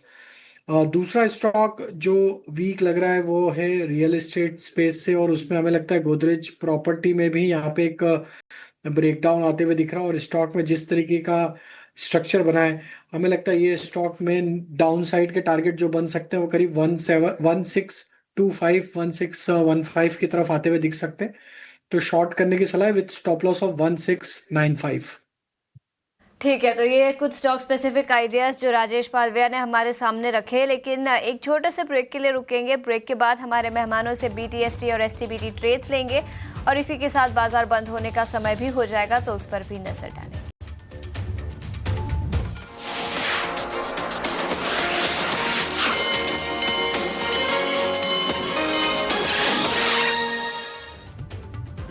Dog is man's. Welcome back. Closing calls देख रहे हैं आप, और चलिए बात कर लेते हैं फर्टिलाइजर्स शेयरों की। देखिए, जिस तरह के जियोपॉलिटिकल टेंशन्स यहाँ पर लगातार बन रहे हैं, हो सकता है कि कीमतों पर आने वाले दिनों में कुछ दबाव देखने को मिले। ज़्यादा जानकारी और डिटेल्स हमारी सहयोगी आशीषा के पास है। आशीषा, क्या डिटेल्स है आपके पास फर्टिलाइजर शेयर को लेकर? बिल्कुल, तो स्ट्रेट ऑफ हॉर्मुज जो बंद किया गया है, वहां से काफी फर्टिलाइजर ट्रांसपोर्ट होता है। तो इस ब्लॉकेज के चलते ग्लोबल मार्केट में सप्लाईज को लेकर चिंता है और इसी के चलते ग्लोबल मार्केट में तो ऑलरेडी फर्टिलाइजर के प्राइसेस बढ़ चुके हैं और एक्सपेक्टेशन है कि अगर सप्लाई कंस्ट्रेंट ज़्यादा चलेगा और अगर इंडिया में फर्टिलाइजर इंपोर्ट नहीं होंगे तो डोमेस्टिक मार्केट में प्राइसेस बढ़ते हुए नजर आ सकते हैं। अभी इंडिया की पोजीशनिंग बताए तो इंडिया हेवीली रिलायंट है इंपोर्टेड फर्टिलाइजर पर। हाँ, हम यूरिया और बाकी फर्टिलाइजर्स डोमेस्टिक प्रोडक्शन भी करते हैं उसका, लेकिन फिर भी जितना कंजम्पशन है उतना प्रोडक्शन नहीं है, जिसके चलते इंपोर्टेड फर्टिलाइजर पर हमें भरोसा करना पड़ता है। तो ऐसे समय पर जब प्रोडक्शन इम्पैक्ट हुआ है, शायद ग्लोबल सप्लाईज कम होते हुए नजर आ सकते हैं और इसी के चलते ग्लोबल बाजारों में और डोमेस्टिक मार्केट में फर्टिलाइजर के प्राइसेस बढ़ते हुए नजर आ सकते हैं। याद रखें, इसका डायरेक्ट इम्पैक्ट इंडिया के फार्मर कम्युनिटी पर होगा। इसी के साथ जो खरीफ सीजन जून और जुलाई में स्टार्ट होगा मॉनसून के साथ ही, अगर फर्टिलाइजर की अवेलेबिलिटी नहीं होती या अगर फर्टिलाइजर के प्राइसेस बढ़ते हैं तो फार्मर जिस तरह से हार्वेस्ट करते हैं उस पर भी डायरेक्ट इम्पैक्ट नजर आ सकता है। इंडिया करीब 40% यूरिया और फॉस्फेटिक फर्टिलाइजर मिडिल ईस्ट से इंपोर्ट करता है। सऊदी अरेबिया, कतर, ओमान और यूनाइटेड अरब एमिरेट्स, ये कुछ कंट्रीज है जहां से इंडिया फर्टिलाइजर इंपोर्ट करता है। और अब ये खबर निकल कर आई है कि इंपोर्ट को लेकर प्रॉब्लम है, ग्लोबल सप्लाईज को लेकर प्रॉब्लम है, तो प्राइसेस अगर बढ़ते हैं तो क्रॉप प्रोडक्शन पर इम्पैक्ट होगा और जिसका डायरेक्ट इम्पैक्ट देश के इन्फ्लेशन पर भी नजर आ सकता है। तो थोड़े फार फेच्ड इम्प्लीकेशन हो सकते हैं हालांकि ये डेवलपिंग स्टोरी है, हमें नहीं पता कि कितने समय तक वॉर चलेगी, कितने समय तक स्ट्रेट ऑफ हॉर्मुज ब्लॉक रहेगा। लेकिन अगर ये प्रॉब्लम ज़्यादा होती है तो इंडिया के फार्मर कम्युनिटी को तो प्रॉब्लम होगा ही, लेकिन क्रॉप हार्वेस्ट को लेकर भी कंसर्न्स बढ़ते हुए नज़र आ सकते हैं। इस बीच फर्टिलाइज़र के शेयरों पर भी एक बार नज़र डाल लेते हैं। और रचित, मैं आपसे पूछना चाहूँगी, नेशनल फर्टिलाइज़र, फैक्ट, कोई स्टॉक फर्टिलाइज़र सेक्टर से जहाँ पर आपका नज़रिया होगा कोई और पॉजिटिव नज़रिया होगा, तो कोई स्टॉक स्पेसिफिक आइडियाज़ भी दे दीजिए। देखिए, practically fertiliser as a space बहुत टाइम से अंडर परफॉर्म कर रहा है, और जिस तरीके से हम देख रहे हैं कि क्रूड की प्राइसेस से केमिकल और फर्टिलाइजर में वैसे भी हमको एक प्रॉब्लम आती है, बट इसमें एक छोटी सी सिल्वर लाइनिंग है। अगर हम देखें कि हमारा रशिया से भी इंपोर्ट होता है, और अगर हम देखें यूरिया भी अराउंड 16% हम रशिया से लेते हैं, probably we can increase that. NPK हमारा मैसिव 80% रशिया से आता है। Why I am saying so, क्योंकि आप देखें कि जो हम क्रूड की बात कर रहे हैं तो हम रशिया पे रिलाई कर रहे हैं, बट फर्टिलाइजर पे हम थोड़ा सा रशिया को अभी आउट ऑफ बुक्स रखने की उसमें है। बट वैसे भी आप देखें फर्टिलाइजर सेक्टर में अभी कोई रिवर्सल नहीं दिख रहा है। टेक्निकल पॉइंट ऑफ व्यू से भी फर्दर वीकनेस आपको आती हुई इसमें दिखेगी। अगर हम नेशनल फर्टिलाइजर की बात कर लें, कोई रिस्पाइट नहीं है। जिस तरीके से पोजिशन है और 72 रुपीज पे चल रहा है, फर्दर डाउन ट्रेंड आपको इसमें आता हुआ दिखेगा, और वो डाउन ट्रेंड अभी नहीं रुकता 56 रुपीज के पहले। इसके साथ साथ पारादीप फॉस्फेट्स भी देखें ऑफ हाइज ट्रेड कर रहा है, और ये फर्दर आपको डाउन साइड ही देता हुआ दिखाएगा। जिस तरीके से ये भी पोजीशनड है 86 के पहले, कहीं भी सपोर्ट नहीं लगता। और सेम इज केस विद कोरोमंडलम और जीएसएफसी। अभी फर्टिलाइजर स्पेस से हमें बिल्कुल दूरी बना के रखनी चाहिए। ठीक है, ये सलाह फर्टिलाइज़र सेक्टर पर फिलहाल यहाँ पर आप दूरी बनाकर रखिए, रचित की तरफ से ये सलाह आती हुई। चलिए, अब वक्त हो गया है बीटीएसटी और एसटीबीटी कॉल्स जानने का। सबसे पहले अंशुल जी आपके साथ शुरुआत करेंगे। आज के लिए क्या रहेगा, एसटीबीटी या बीटीएसटी ट्रेड? देखिए, आज के लिए ढूंढना बहुत मुश्किल हो रहा है, क्योंकि मार्केट वीकनेस के साथ क्लोज कर रहा है। तो मैं वापस से सेफर बेट्स के पास जाऊंगा, रिलेटिव स्ट्रेंथ बाय करके चलेंगे। थंगमाइल ज्वेलर्स, ये पहले भी 3 बार हमने दिया है, टारगेट्स अचीव हुए हैं। वापस से आज ट्रैक्शन देखने के लिए मिल रहा है 50 डे मूविंग एवरेज से। तो थंगमाइल ज्वेलर्स 3695 चल रहा है, यहाँ पे बीटीएसटी करके जाना चाहिए। 3650 का स्टॉप लॉस रहेगा और 3800 का टारगेट रहेगा। इसमें स्टैंडर्ड डिस्क्लेमर देंगे, लॉन्ग टर्म और शॉर्ट टर्म क्लाइंट्स के पोर्टफोलियो में स्टॉक लॉन्ग हो सकता है, क्योंकि हमने डिलीवरी बेस ये लॉन्ग टर्म और शॉर्ट टर्म क्लाइंट्स को दिया हुआ है। थंगमेल ज्वेलरी पर बीटीएसटी ट्रेड अंशुल जी की तरफ से आता हुआ। राजेश जी, आपका आज क्या ट्रेड रहेगा, एसटीबीटी या बीटीएसटी?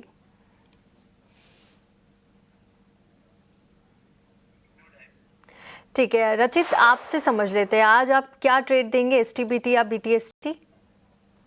ये बहुत स्केरी है ये, और बहुत स्केरी क्यों मैं आपको बोल रहा हूँ, क्योंकि पिछले कुछ वीकेंड से ना हम देख रहे हैं सबके सब geopolitical situation over the weekend ही सारे की सारी एक्टिवेट हो जाती है, और अभी ब्रिम पे है। मतलब आप देखें कि चाइना, रशिया, नॉर्थ कोरिया कोई भी एक्टिवेट हो सकता है। आई वुड सजेस्ट ना तो आप ओवरनाइट पोजीशंस लेके जाएं ओवर द वीकेंड, और अभी कोई भी कॉल नहीं होगी, थोड़ा सा सेफ रहेंगे। मंडे मॉर्निंग जरूर कॉल जनरेट करेंगे।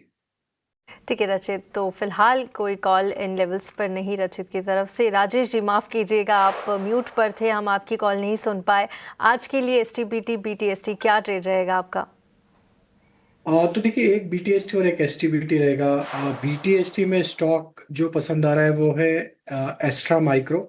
ये स्टॉक में वीकली चार्ट पे अगर हम देखें तो एक फॉलिंग ट्रेंड लाइन का ब्रेकआउट आते हुए दिखा, और जिस तरीके से ब्रेकआउट बना है चार्ट पे, हमें लगता है यहाँ पे एक मोमेंटम अपसाइड का बनते हुए दिख सकता है। अपसाइड के टारगेट यहाँ पे 1070 की तरफ आते हुए दिख सकते हैं। डाउन साइड में स्टॉप लॉस सजेस्ट करेंगे करीब 1025 के आसपास। शॉर्ट साइड में हमें लगता है यहाँ पे अब ऑटोमोबाइल स्पेस पे भी एक प्रॉफिट टेकिंग अट्रैक्ट होते हुए दिख रही है। तो मारुति फ्यूचर्स पे शॉर्ट करने की सलाह है, और हमें लगता है मारुति में अब ये गिरावट फर्दर 13,900 13,850 की तरफ बढ़ते हुए दिख सकती है। तो मारुति फ्यूचर शॉर्ट करने की सलाह है विद स्टॉप लॉस ऑफ 14,350। ठीक है, 14,000 के 350 के स्टॉप लॉस के साथ मारुति फ्यूचर्स यहां पर शॉर्ट करने की सलाह राजेश जी ने दी है। वहीं BTST में एस्ट्रा माइक्रो यहां पर पसंद आ रहा है। 1025 का स्टॉप लॉस आप लगाइए और 1070 तक का टारगेट यहां पर आप रखिएगा। तो ये दो कॉल्स आप BTST और STBT राजेश जी की तरफ से रखिएगा। चलिए आगे बढ़ेंगे और अब दो कंपनियों की बात कर लेते हैं। हाल ही की लिस्टिंग है, ए फाइनेंस की बात कर रहे हैं और फ्रैक्टल एनालिटिक्स। यहाँ पर देखिए दोनों ही कंपनियों ने अपने नतीजे जारी किए और अच्छे नतीजे देखने को मिले, जिसकी वजह से हम देख पा रहे हैं ए फाइनेंस में आज अच्छी तेजी है, करीब 2-2.5% की तेजी के साथ कारोबार करता हुआ नजर आया इंट्राडे में। वहीं फ्रैक्टल एनालिटिक्स में 5.5% की तेजी है। अविनाश सर, ये हाल ही की लिस्ट दोनों कंपनियां हैं, फंडामेंटली अगर बात करें तो क्या इन लेवल्स पर इनिशियली कुछ इनिशिएट करने की सलाह रहेगी? नहीं, मेरे ख्याल से देखिए फ्रैक्टल एनालिटिक्स ये इंडिया की पहले ही AI ड्रिवन कंपनी है और मुझे लगता है जिस प्रकार के नतीजे आ गए हैं, मेरे ख्याल से देखिए पहला क्वार्टर तो डेफिनेटली अच्छा था। आई थिंक जिनको AI एक्सपोजर लेना है वो डेफिनेटली फ्रैक्टल में थोड़ा एक्सपोजर लेने की कोशिश करे। बट अगेन मैं यही कहूंगा कि देखिए कम से कम 1-2 क्वार्टर्स का सस्टेन परफॉर्मेंस आने के बाद ही मार्केट को कंफर्ट आएगा, क्योंकि ये बिजनेस नया है, अभी अभी कंपनी लिस्ट हो चुकी है। तो कहीं ना कहीं मेरे ख्याल से देखिए ऑर्डर बुक तो अच्छी है, बट जिनके पास कम से कम 12-15 महीने का व्यू है वही थोड़ा थोड़ा निवेश करे। मार्केट जिस प्रकार से अभी चल रहा है, अगर थोड़ी बहुत भी कमजोरी बाजार में आती है तो रिजल्ट्स के बावजूद आई थिंक इन शेयर्स में थोड़ी बहुत बिकवाली आ सकती है। तो आई वुड से दैट उन्हीं लोगों को एक्सपोजर लेना चाहिए जो थोड़ा सा लंबा इन्वेस्टमेंट करना चाहते हैं, और कहीं ना कहीं मुझे लगता है कि पीसमेल में खरीदे। आई थिंक एक साथ पूरा इन्वेस्टमेंट ना डाले, उससे कैपिटल भी बचेगा और आई थिंक नीचे अगर ये स्टॉक जाते हैं तो आपको वापस खरीदने के मौके मिलेंगे। ठीक है, तो ये नजरिया फ्रैक्टल एनालिटिक्स पर अच्छे नतीजों के बाद स्टॉक 5% की तेजी के बाद साथ आज के सत्र में कारोबार करता हुआ। लेकिन कुछ प्राइवेट सेक्टर बैंक्स की बात करते हैं। हमने सुबह मार्केट ओपन में भी बात की थी। राजेश, आपसे पूछना चाहूंगी, ICICI बैंक में 3% से ज्यादा की गिरावट आज के सत्र में नजर आई है। इनफैक्ट ICICI बैंक निफ्टी 50 के टॉप लूजर्स में आज के सत्र में शामिल है और वो लॉस बढ़ते हुए नजर आ रहे हैं दिन के प्रोग्रेशन में। एक्सिस बैंक 2.5% नीचे, HDFC बैंक में भी 2.5% तक की गिरावट। तो कई सारे प्राइवेट सेक्टर बैंक्स में आज के सत्र में कमजोरी नजर आई है।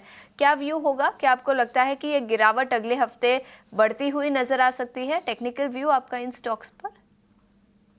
तो बिल्कुल देखिए, बैंकिंग बास्केट में आज एक सिग्निफिकेंट प्रॉफिट टेकिंग देखने को मिली। उसी के चलते हमने देखा बैंक निफ्टी में ऑलमोस्ट 1300 पॉइंट का कट इंट्राडे पर्सपेक्टिव से आते हुए दिख रहा है और बैंक निफ्टी अब 58,000 के भी नीचे फिसल चुकी। तो ये दबाव पूरा large cap private sector as well as PSU banking दोनों ही बास्केट से आते हुए दिखा है। बात करें अगर प्राइवेट सेक्टर बैंक की, तो ICICI बैंक में जो दबाव देखने को मिला है ये थर्ड वीक है जहां पे स्टॉक एक सेलिंग प्रेशर ही देखने को मिला है। अब स्टॉक ने अपने इंपॉर्टेंट सपोर्ट एरिया का ब्रेकडाउन यहाँ पे वीकली चार्ट पे आते हुए दिख रहा है। हमें लगता है अगर ये 1335 के नीचे ही अब सस्टेन होता है तो यहाँ पे दबाव और भी बढ़ सकता है। हो सकता है कि ये स्टॉक में लोअर साइड के टारगेट जो 1280 1275 की तरफ भी बढ़ते हुए दिख सकते हैं। तो 1335 इसके लिए इंपॉर्टेंट लेवल है हायर साइड पे। जब तक उसके ऊपर वापस नहीं जाता है यहाँ पे शॉर्ट का ट्रेड ओपन रखेंगे। वहीं अगर हम देखें तो प्राइवेट बैंकिंग बास्केट में इंडसइंड बैंक में भी एक कट आते हुए दिखा है। स्टॉक में जिस तरीके से डेली चार्ट पे अब वीकनेस बनी है तो ये स्टॉक भी हमें लगता है कि अब 925 के नीचे सस्टेन रहेगा। तो इसका नेक्स्ट लोअर साइड का टारगेट 890 870 की तरफ भी आते हुए दिख सकता है। तो हमें लगता है कि बैंकिंग एज ए बास्केट में ही क्योंकि ये लार्जली FII ओन्ड स्टॉक होते हैं तो यहाँ पे हमें लगता है कि जिस तरीके से FII का आउटफ्लो आते हुए दिख रहा है मार्केट से, तो वो कहीं ना कहीं बैंकिंग बास्केट में एक सप्लाई उसके चलते भी बनते हुए दिख रहा है। तो हमें लगता है थोड़ी और वीकनेस अभी यहाँ पे और कंटिन्यू होगी बैंकिंग बास्केट में। ठीक है, तो ये नजरिया बैंकिंग सेक्टर के कई स्टॉक्स में वीकनेस कंटिन्यू होती हुई नजर आ सकती है, कमजोरी अगले हफ्ते भी बढ़ सकती है, ये व्यू आता हुआ राजेश जी से। लेकिन इस बीच एक बड़ी खबर ET नाउ स्वदेश के सूत्रों के हवालों से ये खबर निकल कर आई है, जहां पर कैबिनेट सचिव की अध्यक्षता में आज ग्रीन हाइड्रोजन को लेकर ग्रुप ऑफ सेक्रेटरीज की बैठक हुई। बैठक में क्या कुछ बड़ी बातें निकल कर आई है ये बताने के लिए अब हमारे साथ प्रकाश प्रियदर्शी जुड़ चुके हैं। प्रकाश, बताएं क्या डिटेल्स है आपके पास? देखिए, जो जानकारी हमें मिल रही है उसके हिसाब से एम्पावर्ड ग्रुप ऑफ सेक्रेटरी, जिसकी अध्यक्षता कैबिनेट सेक्रेटरी करते हैं, एक इम्पॉर्टेंट बैठक की है। दरअसल ये बैठक ग्रीन हाइड्रोजन जो कि अलग अलग सेक्टर्स में जिसका इस्तेमाल होना है नेशनल ग्रीन हाइड्रोजन मिशन के तहत, उसकी क्या स्थिति है उसकी समीक्षा के लिए एक इम्पॉर्टेंट बैठक हुई है। तमाम मंत्रालयों के जो सेक्रेटरी हैं इस बैठक में शामिल रहे और इस बात पर चर्चा हुई कि अभी तक क्या प्रोग्रेस है, क्या दिक्कतें आ रही हैं और आगे की रणनीति क्या होनी चाहिए। इस बैठक में अगर आप अलग अलग मिनिस्ट्रीज के सेक्रेटरीज की बात करें जिसमें कि road transport and highways, shipping, ministry of new and renewable energy, साथ ही साथ साइंस एंड टेक्नोलॉजी, स्टील, इन तमाम मिनिस्ट्रीज के सेक्रेटरीज इस बैठक में शामिल रहे। साथ ही साथ इस बात की जानकारी दी गई एम्पावर्ड ग्रुप को कि 3 कंपनियों ने दिल्ली में जो है ग्रीन हाइड्रोजन खासकर रोड ट्रांसपोर्ट सेक्टर में इसका इस्तेमाल हो इसका ट्रायल शुरू कर दिया है। 2 कंपनियां और ट्रायल शुरू करने वाली हैं जो कि इस साल जून महीने के आखिर तक इसकी शुरुआत करेंगी। प्रकाश, बहुत बहुत शुक्रिया समय निकालकर पूरी डिटेल्स हमारे साथ शेयर करने के लिए। इस पर सबकी नज़र तो रहेगी ही, लेकिन बाजार बंद होने में केवल 2 मिनट बाकी है और इस हफ्ते में काफ़ी वॉलेटिलिटी नज़र आई है भारतीय बाजारों में। पिछले शनिवार को जो ईरान और इजराइल के बीच वॉर शुरू हुई उसके बाद सोमवार और मंगलवार के सत्र में गिरावट दिखी, लेकिन आज के सत्र के लिए भी निफ्टी करीब 300 अंकों की गिरावट के साथ 24,500 के नीचे बंद होता हुआ नजर आ रहा है। इंडिविजुअल स्टॉक्स की बात करें तो आईसीआईसीआई बैंक 3.25% की गिरावट के साथ निफ्टी 50 के टॉप लूजर्स में शामिल। इसके अलावा इटर्नल, इंटरग्लोब एविएशन दोनों ही स्टॉक्स 2.5% से ज्यादा की गिरावट के साथ बंद होते हुए नजर आएंगे आज के सत्र के लिए। श्रीराम फाइनेंस 2.5% नीचे, अल्ट्राटेक सीमेंट में भी 2.5% से ज्यादा की गिरावट और axis bank private sector banks में आज के सत्र में गिरावट नजर आई है। गेनिंग साइड की बात करें तो भारत इलेक्ट्रॉनिक्स लिमिटेड 2% ऊपर, डिफेंस रिलेटेड सभी स्टॉक्स में तेजी दिखी, रिलायंस इंडस्ट्रीज 1.5% ऊपर और ओएनजीसी ऑयल इंडिया जैसे जो ऑयल रिफाइनर्स हैं उनको कच्चे तेल के दाम बढ़ने से तेजी मिलती है और इसी के चलते इन दोनों स्टॉक्स तेजी के साथ बंद होते हुए नजर आए। एनटीपीसी, हिंडाल्को, सनफार्मा जैसे स्टॉक्स भी हल्की बढ़त के साथ ही बंद होते हुए नजर आए। इंडिविजुअल सेक्टर्स पर भी नजर डालेंगे जहां पर सबसे ज्यादा एक्शन आज के सत्र में नजर आया। डिफेंस सेक्टर की तो हमने बात की और डिफेंस सेक्टर के कई सारे स्टॉक्स आज तेजी के साथ कारोबार कर रहे थे। बैंकिंग लूजर्स की बात करें तो ICICI bank, bank of Baroda जैसे सभी स्टॉक्स गिरावट के साथ बंद हुए। डिफेंस सेक्टर के शेयरों में तेजी दिखी, एमटार टेक 6% ऊपर, भारत डायनामिक्स 5.5 से 6% की तेजी के साथ यहां पर कारोबार और मैस्गाव डॉक 1 लाख करोड़ के कुछ नए डिफेंस इक्विपमेंट्स खरीदारी के लिए कंपनी ने एमओयू साइन किया है जिसके चलते यहां पर भी तेजी नजर आई। गार्डन रीच शिप बिल्डर्स, पारस डिफेंस, डेटा पैटर्न्स सभी स्टॉक्स 4% से ज्यादा की तेजी के साथ बंद होते हुए नजर आएंगे। आईटी सेक्टर में भी अच्छी खासी तेजी दिखी, बाजार में गिरावट थी लेकिन उसके बावजूद आईटी एक ऐसा सेक्टर था जहां पर रीबाउंड नजर आया। परसिस्टेंट सिस्टम्स 3% ऊपर, कोफोर्ज, इन्फोसिस, टीसीएस, विप्रो, टेक महिंद्रा सभी स्टॉक्स हल्के से तेजी के साथ बंद होते हुए नजर आएंगे। मेटल सेक्टर में कमजोरी थी, कल के सत्र में भी कमजोरी थी और वो कंटिन्यू होती हुई नजर आई।